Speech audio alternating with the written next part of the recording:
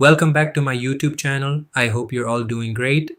In today's video, I'll show you how to connect a custom domain to Lovable AI in a simple and easy way.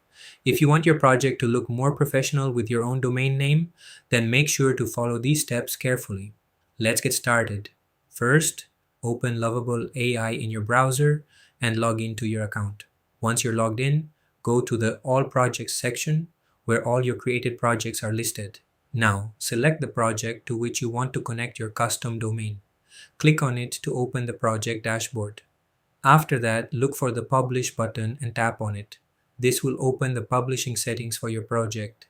Here, you will see an option called Add Custom Domain. Tap on it to proceed. Now you can enter your custom domain name that you want to connect with your project. However, keep in mind that this feature is only available for pro or paid users. If you are using the free version, you won't be able to add a custom domain. In that case, you may need to upgrade your plan to access this feature.